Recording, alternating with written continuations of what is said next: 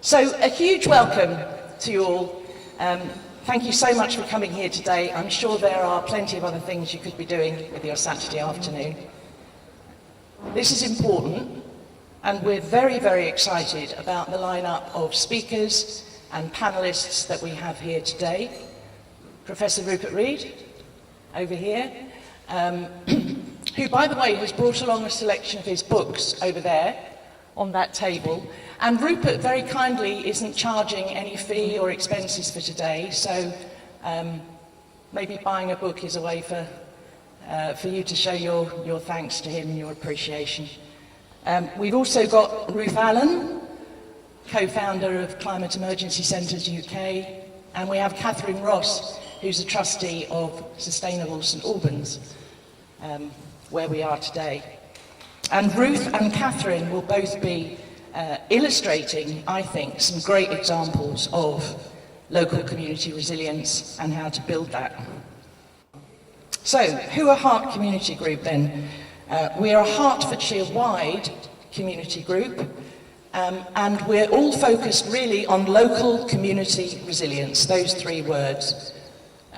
We do a whole mixture of things: awareness, advocacy, and also contribute practically and emotionally to building community resilience with all sorts of people. We run workshops and retreats. Everything that we do is free, and we also support people one-to-one.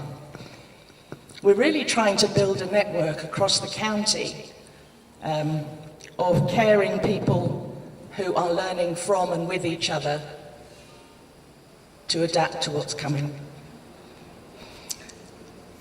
We believe adaptation is as important now as mitigation. And if you're not clear, those of you who may not be clear about the distinction, this is an analogy that we often use. So imagine you're driving a car too fast and you're about to hit a brick wall. You've got two tools as the driver. You've got the brakes, which will slow the car down, and that's mitigation. Anything we do to reduce emissions. But you've also got the airbags, which will cushion people and nature when it crashes. So that's adaptation. So we, of course, need both. It's not adaptation or mitigation, it's both and. This cartoon is probably a really good summary of what Heart Community Group is all about. This is a quote by Rob Hopkins, co-founder of the Transition Movement. If we wait for government, it'll be too late. If we act as individuals, it'll be too little. If we act as communities, it might just be enough. So why are we here? What's today all about? Well, sadly, as a species, we've left it too late. The climate emergency is here now. It's not some far-off future. We believe there's now zero chance of keeping our warming below 1.5 degrees, and we can no longer prevent many of the consequences of climate change. You probably know the last 7 years have been the warmest 7 years on record. But as you know, the challenges we face are not limited to climate change. We have a whole plethora of interconnected predicaments, which include climate change, but are not limited to them. We have the collapse of biodiversity, ecosystem loss. We have zoonotic diseases. We have economic fragility. We have the war in Ukraine. Lots of things all hitting us at once. Later on, if you want to, you see that pinboard over there with all the multicoloured strips on it. I just did that yesterday. This is just a snapshot of headlines from the last week, some of them from yesterday. We tend not to see these in the mainstream media, but we make it our business to find out about this stuff. Most of those are concentrated on Europe and the UK, although it's much, much worse in other parts of the world, of course, especially the Global South. If you want to find out more about the current state of play, we run regular monthly webinars where you can come along and get updated on all the science, and also, importantly, what we can be doing about it now.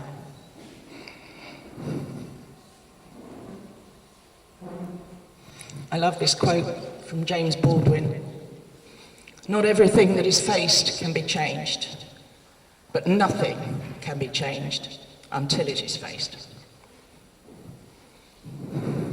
So we believe in heart that we should be telling the truth, but not going into despair and throwing up our hands and saying it's all hopeless. It isn't.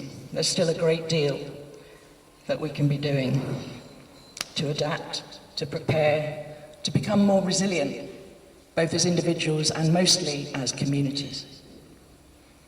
So today, I think, is a moment. I don't know how many of you listened recently to the Radio 4 series on climate tipping points, it was called. And one of the last episodes was called Tipping Points in Society. And I loved the quote there from Alex Steffen, climate scientist. He said this: "Imagine you could jump into the future now. It would be obvious, if you could, that the moment we're in right now is an inflection point. There's a huge gap between what most of us understand about the planetary crises we face and the magnitude of those crises. But the good news is that hundreds of millions of people are in the process right now of going through that recognition of reality. And once that happens, there's a very real possibility of transformations in our economy and our politics and our way of life that seem impossible today. So this is a moment, and you've chosen to be here. Understanding and acknowledging our responsibility as stewards of this planet, I believe, is our greatest task, but we can't do it, none of us, alone. We want to help each other face it, to stand tall and look at it with eyes open, but from a place of resilience, clarity, love, compassion, and creativity. And that's really what this afternoon's all about.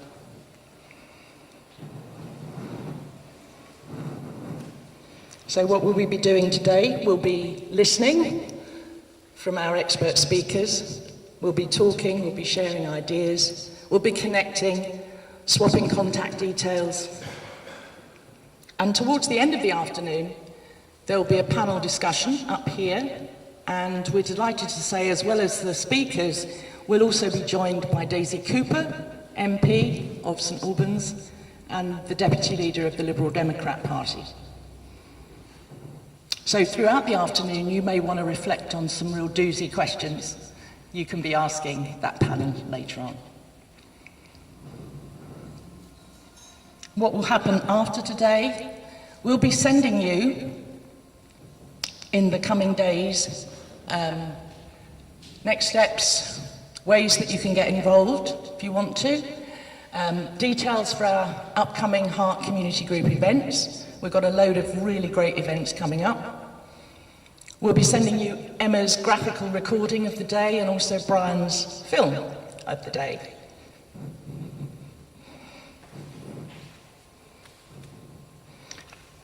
So, in closing, thank you so much for caring enough to be here today. And now it's my great pleasure to introduce Professor Rupert Read, strategist, author, deep thinker, systems thinker, and wonderful human being. Let's give him a round of applause. Thank you.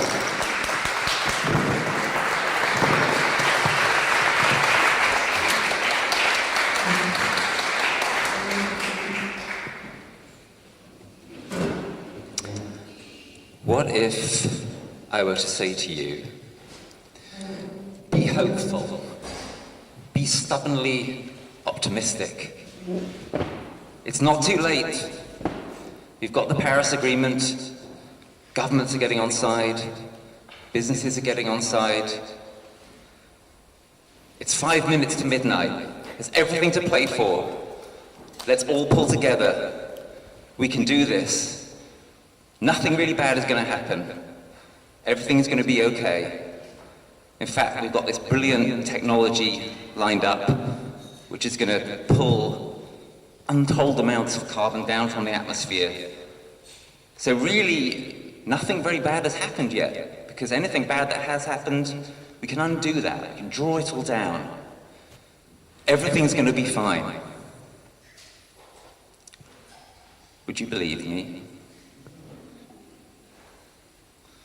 And even if you wanted to believe me, would you actually be energized? Would this message fill you with determination?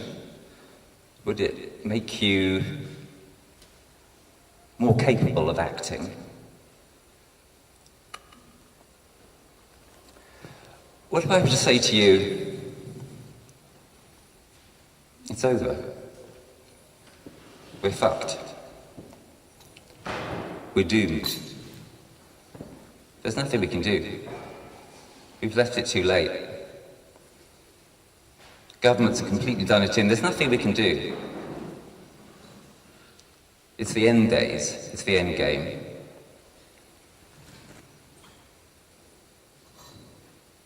Would you believe me? And even if you did believe me, would such a message fill you with determination to act and to do something to make things better, at least to make things less bad? Because surely it's always possible to make things less bad, isn't it? It's always possible, at the very least, to reduce the harm. What if I were to say to you, it's not 5 to midnight. It's not even 1 minute to midnight. It's 5 past midnight. But here's the good news. It's only 5 past midnight. It's not the end of time. It's not the end days. It's not all over.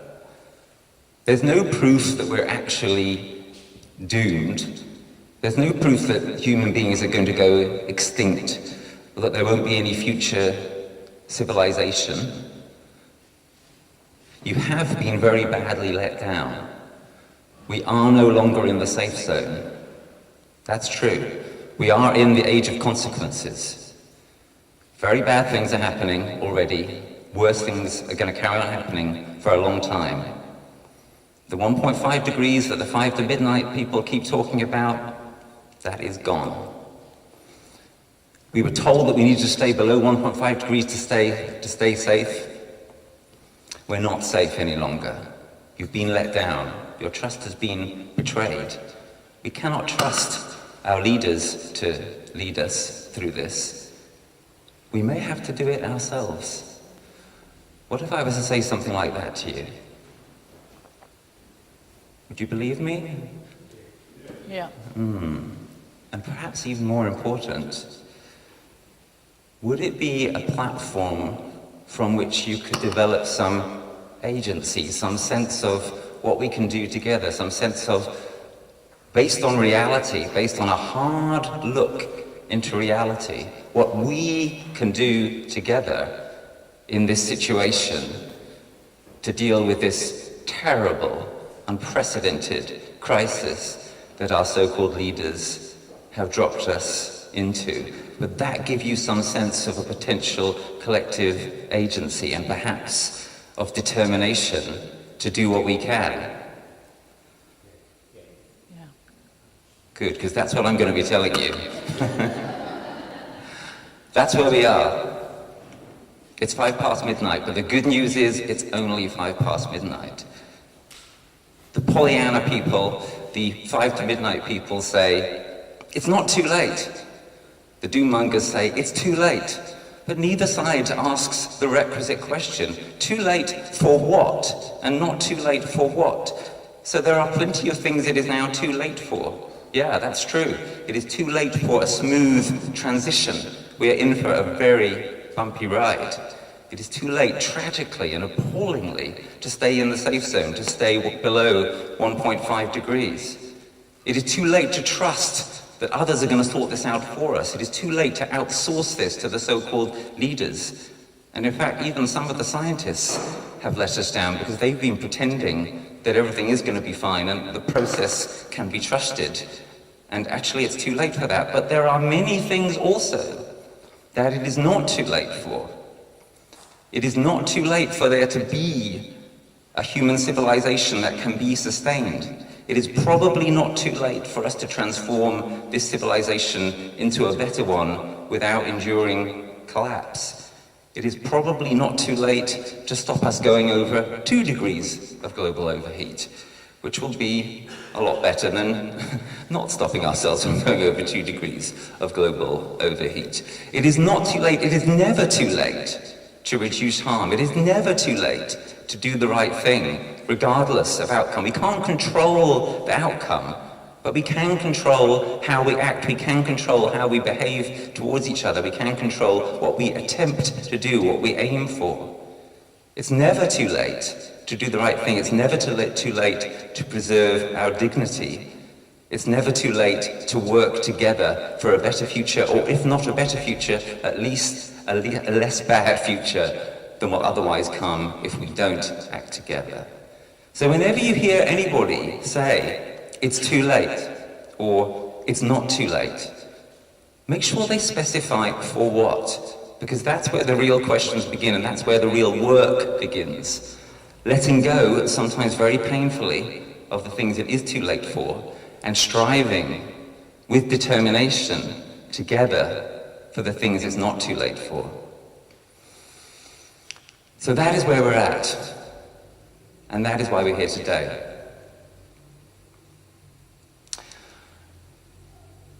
What are we to do? Where are we to start? What is our point of departure for the action that follows from this kind of diagnosis?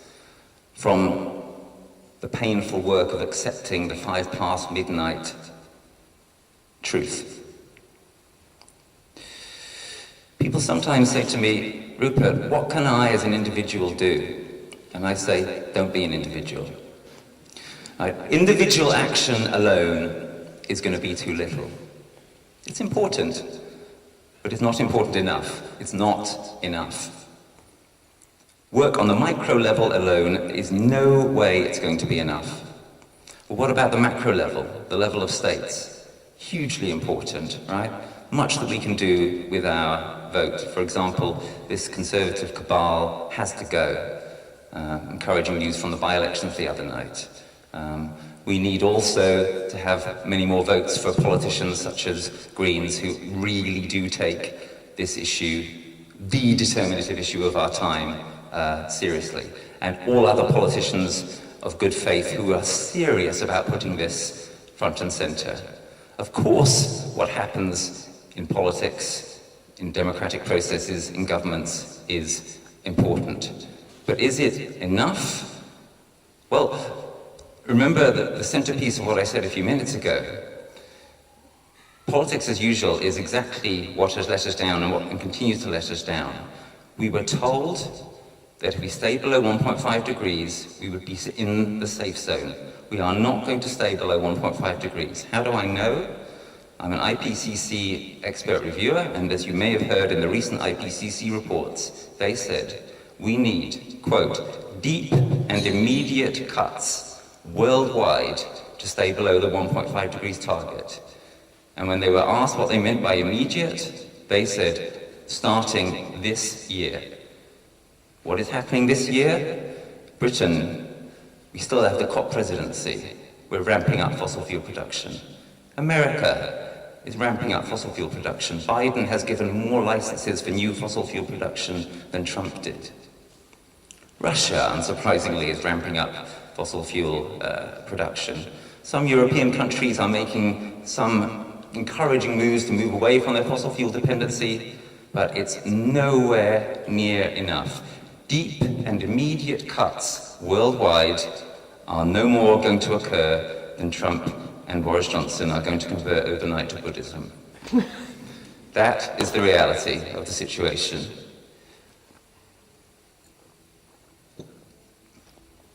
So we cannot trust governments to hold this. They are the ones who have let us down the most of all.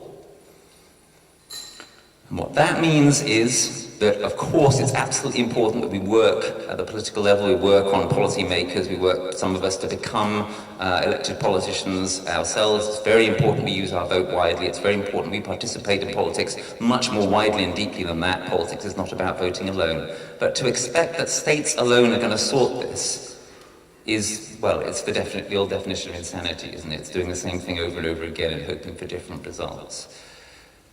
Our so-called leaders are not going to lead us out of this. They need to be led out of this by us. So the macro level should sort this, but is not going to. We've had 26 COPs, climate COPs. There's no reason to believe that the 27th is going to be any more effective. And the only way it will, the only way it could conceivably be, is if it is put under an untold level of new pressure from civil society. What is civil society? Well, look around the room, folks. This is us. This is where it's at. The meso level, the level in between the micro and the macro. If real change is going to come, that's where it's going to be led from. And I want to suggest to you in particular two venues, two aspects of that meso level which are going to be of critical importance. One is geographical communities, where we live. Right? People in their neighborhoods, in their parishes, town councils, etc. People on their streets, people perhaps banding together to grow food together, to give ourselves some kind of buffer against the terribly dangerous times that are coming. The Ukraine crisis is likely to be a dry run for the food crises coming in future years as our weather continues to accelerate into terra incognita. We need to be organizing where we live together as we've never done before, at a scale that we've never done before. And it's very encouraging that that is going to be, as I understand it, the #1 topic here this afternoon, and that the speakers who follow me will be talking quite a lot about that. What we do together where we live is going to be potentially determinative of whether or not we have a future. And the other area is where we work. And I think this has been the most neglected of all, actually. Our labour power, our power as professionals, some of us, our power as business people, some of us, or our power through professional organisations, through trades unions, through business councils, through round tables, Federation of Small Businesses, etc., etc. Many of you in this room have some kind of power under that heading. Nearly all adults still today spend half of their waking hours during the week at work. They might be at home while they do it, but they're at work. We're at work. If we're working from home, we're still at work, right? Workplaces are a huge, huge opportunity. There are so many aspects of them that have to be transformed. One of the reasons why geographical communities are absolutely critical is because they are the way we can bring home to ourselves and to other people the vulnerability, the unsafety that we are now in. If you just talk to people about 2050, about mitigation, about reducing greenhouse gas emissions, it still sounds an awful long way off to most people. If you start saying to people, you know what, we're going to grow more food right here, right now, together, because we're worried about the vulnerability that we're entering into with Ukraine, with these weather crises that are exploding, with the growing instability around the world, partly as a result of the endlessly ramping up climate crisis. If you say that to people, and if you show that you mean it by actually doing it, then a mind bomb starts to go off in people's heads. Wow, it's really happening. People mean it. They mean it. They're not just talking about some far-off distant date. They're talking about now, and they're doing something about it. It changes people's minds. The same applies in businesses. There's a whole agenda of adaptation and resilience for businesses, for institutions, for workplaces. How reliable is your supply line? How reliable are your premises? Yeah, I was speaking recently to a green-leaning food business. They had an interesting experience last summer in the brief heat wave you may remember we had last summer, quite severe heat wave. They're a food business, right? They rely on refrigerating things and transporting them and so on. They found out that their air conditioning cut out at 34 degrees centigrade. It just simply stopped working at that temperature. It's designed to work in temperatures up to 34 degrees. That was an interesting revelation for them. That showed them something about their lack of resilience. This is what adaptation actually means. It's a whole agenda. And then there's a whole agenda of mitigation also for businesses and institutions and workplaces. Everything from where is your work located? What are you doing to reduce commuting? To what is your product? Is it making the world a better place? What are you doing with your profits? What are you doing with your lobbying power? This is absolutely critical. Lobbying is not something that businesses do as a sort of accident or a sort of voluntary additional activity. It's a central part of what they do. Right? It's how they give themselves a good working environment and how they put themselves in a position to get an edge on others. Traditionally, what most businesses have lobbied for is regulatory exemptions, loopholes, lower taxes, etc. Now just imagine for a second that you had a group of businesses and then a large group and then a larger group that were lobbying for the opposite. Imagine them lobbying for a higher level playing field for everybody. Imagine them saying, we want to be taxed more in such and such a way, such that you will act with the proceeds to defend us against what's coming down the track, to help us to mitigate, to help us to adapt. That again would be a mind bomb. That would be a real story. That would be man bites dog territory. Yeah? If businesses were to turn around and say, we are ashamed and furious that governments have let us down. We want you to regulate us better so that together we have a future. So many aspects of where we work that require to be changed. And we can change them. We can change them through professional associations, through trades unions, through stakeholder engagement, through organizing, through activism, through action of whatever kind. It doesn't have to be activism as such. So, geographic communities and workplaces. Those are the two central locales. There are many others, but those are the two central locales, in my view, of what I'm calling the moderate flank. This is what we need now. The radical flank, which some of you in this room probably have been involved with in the last few years, and I was myself, Extinction Rebellion, etc., achieved something fantastic in 2019. Achieved a shifting of consciousness, moved the agenda, made climate denial something which was no longer legitimate in countries like this one, no longer a possible position to take up. But it needs to be followed up. It needs to be followed up by real action at scale. And that's why we need what I'm calling a moderate flank. That's why we need people to take action at scale, in real geographic communities, in workplaces, to make it real, to make it happen, to make those changes. We cannot rely on governments to do it for us, but if we lead from the ground up, then we'll be pressurizing them in the best way that we possibly can, as well as achieving change in the most direct way that we possibly can. Okay, I want to leave plenty of time for discussion, because there's a lot already in what you've heard from myself and from Kim. Before moving towards a conclusion, I want to say one thing which is of critical importance. Some of you will be persuaded by what you've heard. Some of you won't have needed persuading. Some of you will already be there, right? The radical flank I just wanted to say, some people at the back, I think it's because of where the speakers are, can't hear you very well. Okay. So can you pull it down a little bit? say something. Is that better? Is that better? Ah, right. Thank you.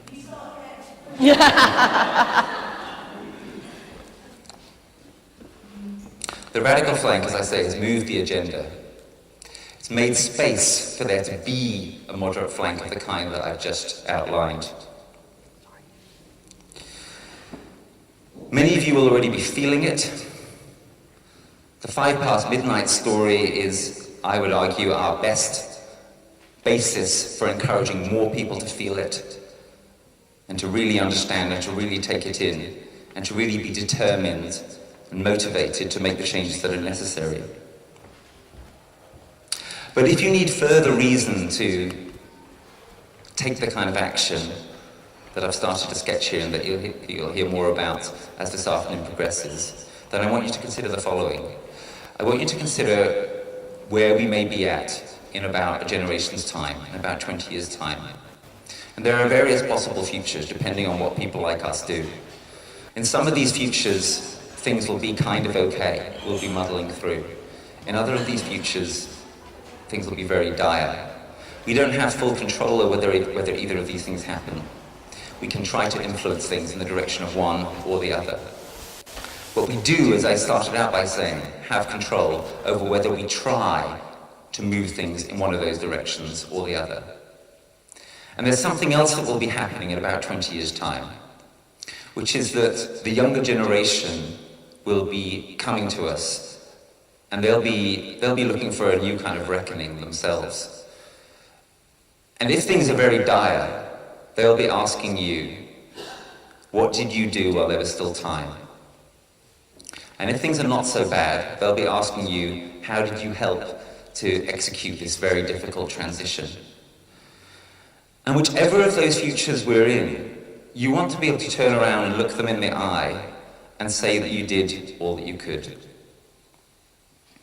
And the importance of this really can't be overestimated.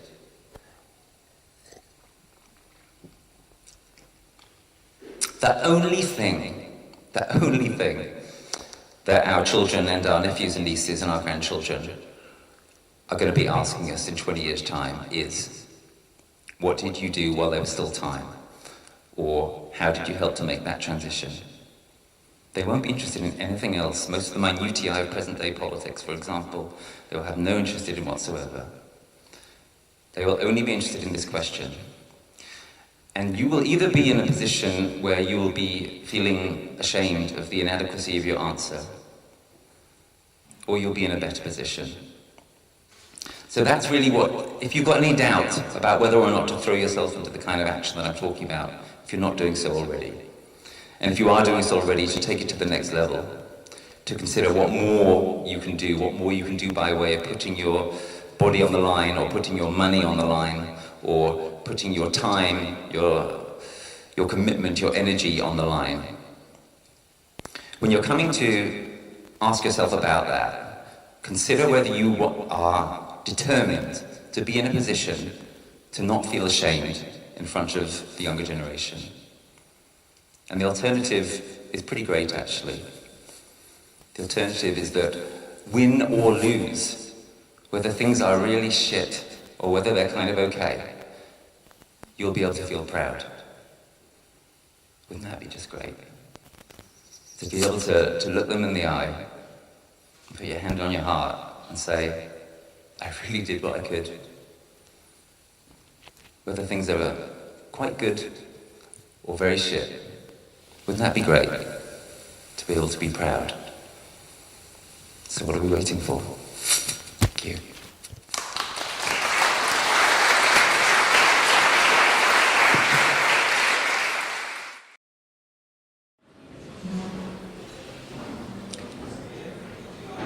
So this is Ruth Allen, a co-founder of Climate Emergency Centres UK, and I've been incredibly inspired by the work that she and her colleagues do to create resilience hubs geographically in the places where we live.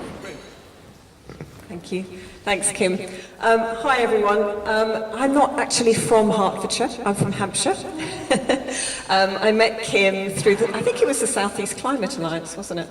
I think I came and spoke there about it. So, and we've connected up since then. I got involved and got started on the Climate Emergency Centres project after 2019 and all the events of 2019. I was one of those people that stepped out onto the road. It was my first go at doing something like that in April 2019 because I'm a mum. And when I realised what was going on, I just didn't know how to parent anymore. How do I prepare my children for something I don't know? I don't know. What do you do? And there was nothing around, there was no tools, there was nothing to help me to parent them. And so I stepped out onto the road. And it was an amazing experience, it was transformative, and the most amazing thing was that Parliament declared a climate emergency, followed by loads and loads of councils. And it was great, it was like we're getting movement, this is amazing, we're being heard. But then nothing was happening. And I became aware that actually we just needed to get on with it. There were so many people that I spoke to, people around me, people, my neighbours, the local, they all knew that there was a problem and we just needed to get on with it ourselves, and we were the ones that could do it. And so we came up with the idea of having these hubs, these spaces in communities where people could start to organise and come together. You can go on to the next slide. So we decided we would set up climate emergency centres, and the idea is they are autonomous.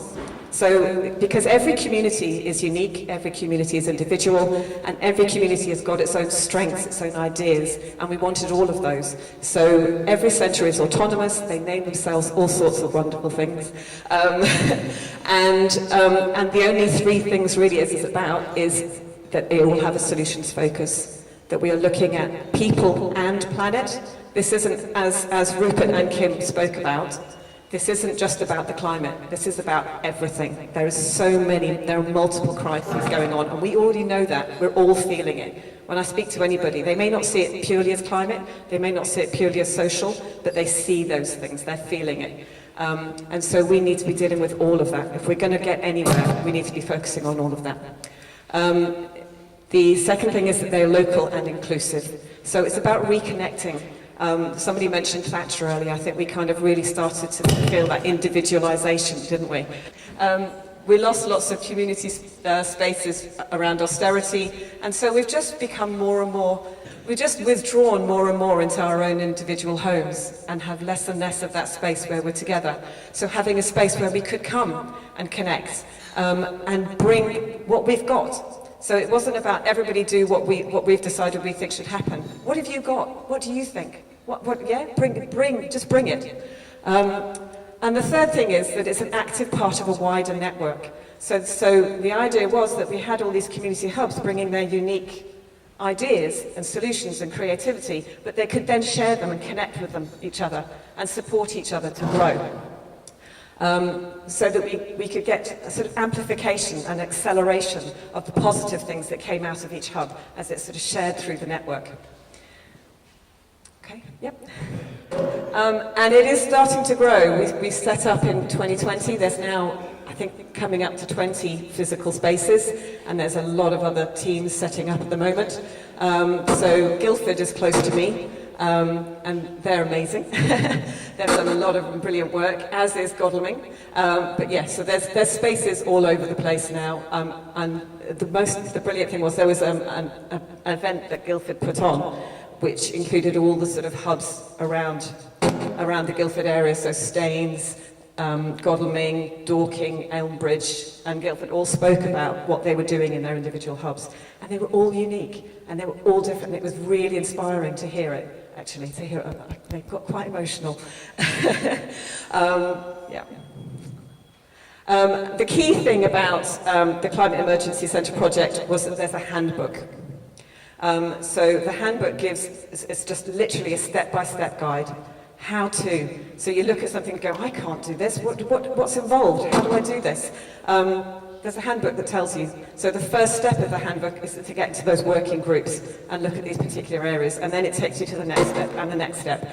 And within the handbook, there are links to all of the different resources that other CECs that are set up before you can have shared, so to help people. So we're not having to reinvent the wheel every time. Yeah. And yes, there are lots of places to link up. If you want to get in touch, you can contact me on ruth@communityclimateaction.uk. We have a Facebook group, there's a Telegram chat, which they're all nattering on, and I'm nattering on as well. There's a Facebook group, there's also a website, and there's a great YouTube channel as well, where we put so when we have experts or people who've got really useful information that's going to help the CECs, we record it at meetings, we put them onto the YouTube channel so people can then use that as a resource. If you want to watch the really inspiring event that the Guildford put on with all the other CECs, that's on there as well. So yeah, do go and have a watch. And we keep on growing, and we're starting to connect with other organisations as well, other projects such as Trust the People, Take the Jump. Yeah, there's lots of other people out there doing amazing things, and really there's these spaces about what are those amazing things. Let's put them in our communities and start doing it. Thank you so much, Ruth. Thank you. And I just wanted to say there are none in Hertfordshire yet. So if anybody's inspired with this idea, then maybe the group to join later is Ruth's group. She's going to be having a group specifically for climate emergency centres or local resilience hubs. Thank you very much. We weren't going to take questions for this, if that's okay, so come find Ruth later if you have a question for her. And now I want to hand over to Catherine. So let me just, as you introduce yourself, Catherine, I will find your slide deck, which is different. I think I need that one. Is this the one that works? Yes, that's the one I'm feeling understandably nervous about this microphone. So I'm Catherine Ross, and I'm wearing two different hats today. One is that I am the trustee of the local environmental charity Sustainable St Albans, and the second is that I'm part of the environment programme team at the Church of England, and I'm going to speak a little bit about both of those things. At the Church of England, I'm part of the buildings team, and I lead on environmental matters to do with our very large built estate. And I think rather unexpectedly today I've become the voice of the moderate flank. Not a term I'd heard before I started preparing for today's event.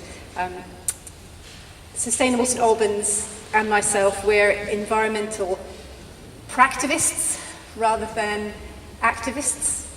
I care very deeply about these issues, but we're not people that go and chain ourselves to things and get arrested.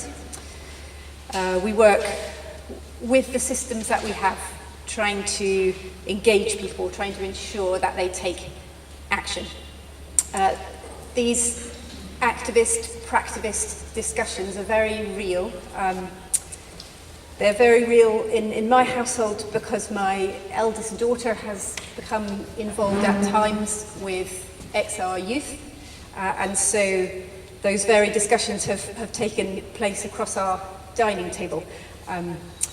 And the conclusion I think certainly I've reached is that create enough change fast enough, we need a lot of both. So, who are Sustainable St Albans? We are a registered charity with a clear environmental purpose.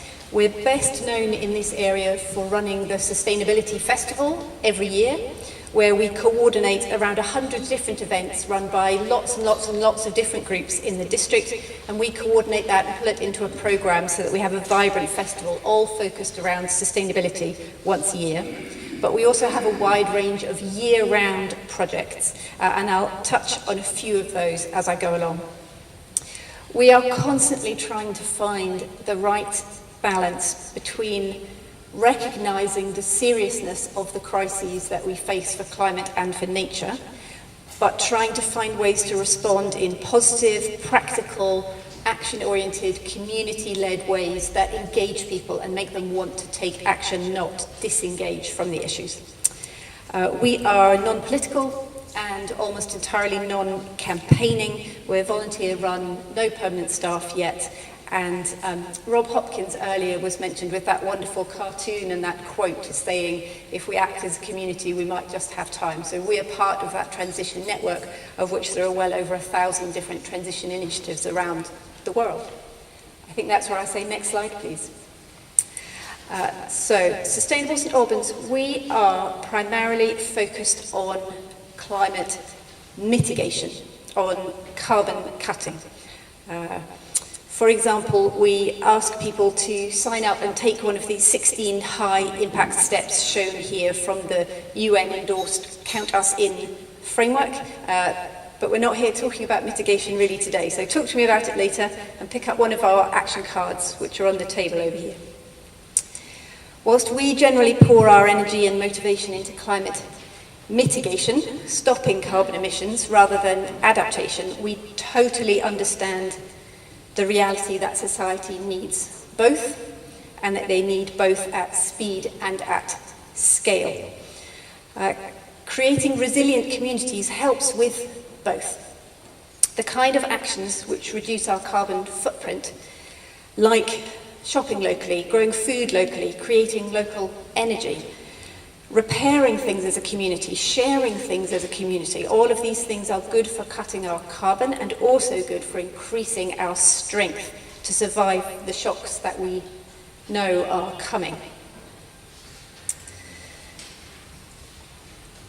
In Sustainable St Albans, we're focused on getting people started, on motivating, inspiring and informing.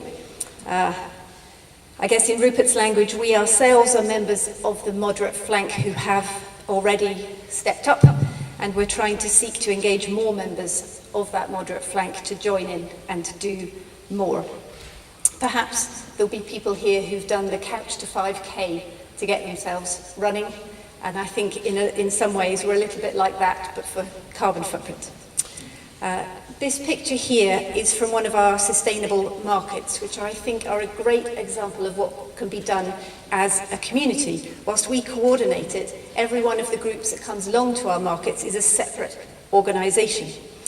One of our most recent blogs that you can find on our website is from a lady who came to one of our sustainable markets. She spoke to the heat pump stall, she spoke to the solar panel stall, she decided to decarbonise her home. Together, through events like this, we can be much bigger than our separate parts. These photographs are of local community food growing projects in this area. Food Smiles and Incredible Edibles, where people grow food together and share that food. They started as ideas within Sustainable St Albans, but they were so successful they've grown to the point where they have spun off and become successful groups in their own right. These are small steps compared to the wholesale transformation of agriculture that is needed, but they are steps nonetheless. This photograph is from one of our recent repair fairs, and repair fairs are another great example of community action. Volunteers with fixing skills offer their time, people bring their broken things, which get fixed and saved from landfill. Sustainable St Albans, we don't have a building, so we work in partnership with other local organisations who host them. Two more examples. Our thermal imaging camera project enables people to borrow one of our cameras and spot the heat loss from their homes, and the Solar Streets project, which offers low-cost solar installations on the basis that near neighbours have installations around the same time, so the scaffolding costs are reduced. I could tell you more. These are some of the examples of how community groups in this district are coming together and doing more than they could as individuals.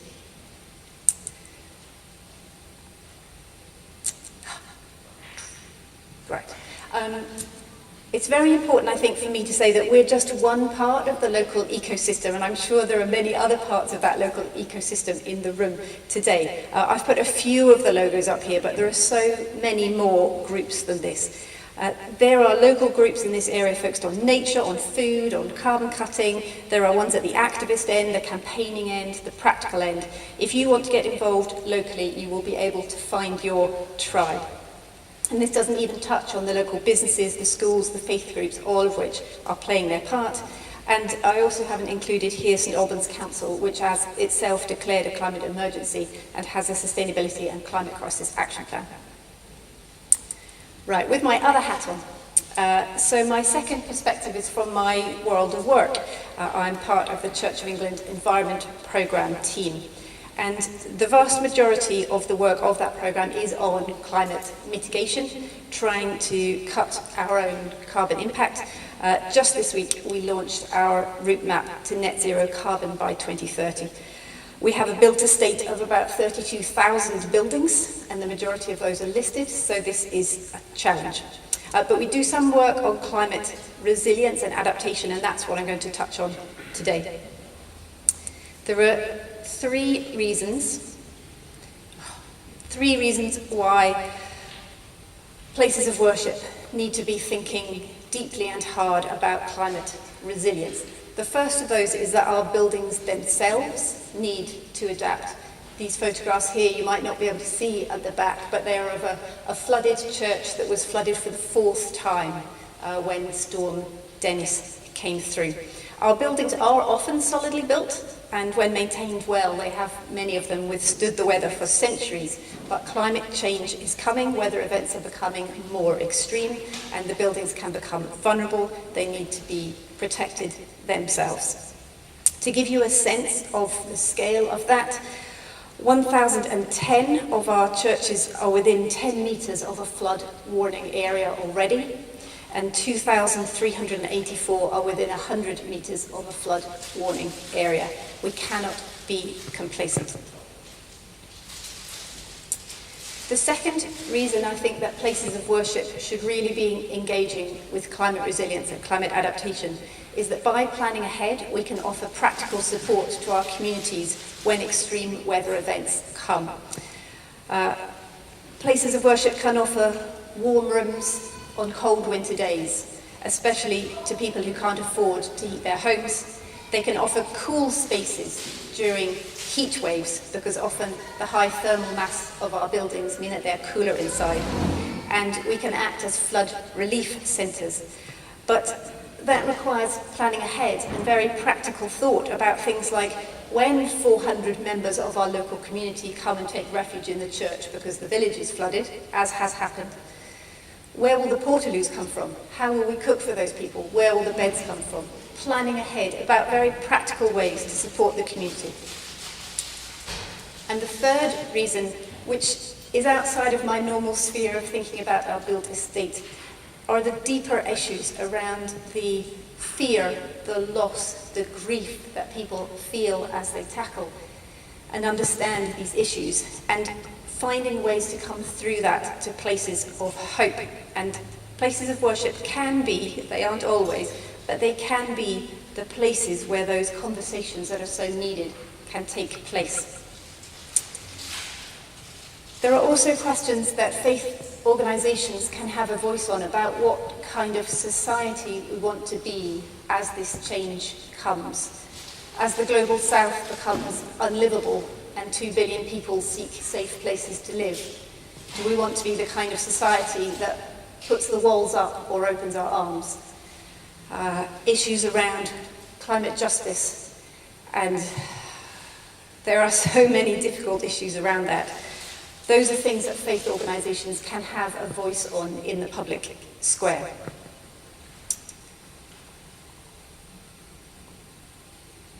The last thing I wanted to touch on with my Church of England hat on was just the fact that places of worship are local but everywhere. And so if you are looking for community hubs, if you are looking for that place where people can meet outside of workplaces, where the food bank can be or the repair cafe can take place, then places of worship can be a very sensible place to look for that community hub. Every one of these red dots is a Church of England church. If I had the map, I would have put one up that included all the other denominations as well, but I only have the C of E map. If you're looking for that host organisation where you could physically meet and work in the ways that we're talking about today, it is worth considering places of worship.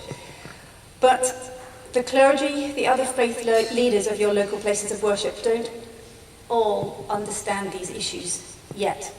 And even if they do, they don't always know what action to take or how to respond. So working in partnership with environmental organisations can be a very powerful thing to do.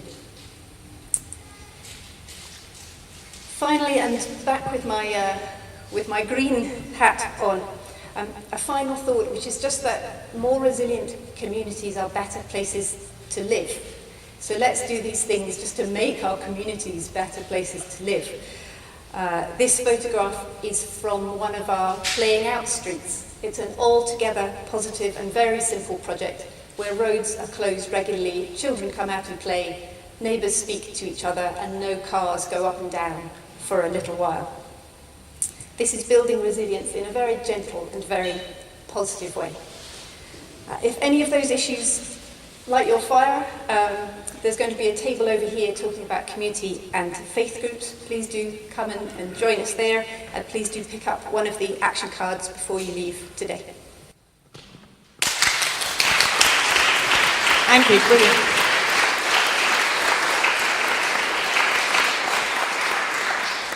Thank you. Thank you for everything you both do.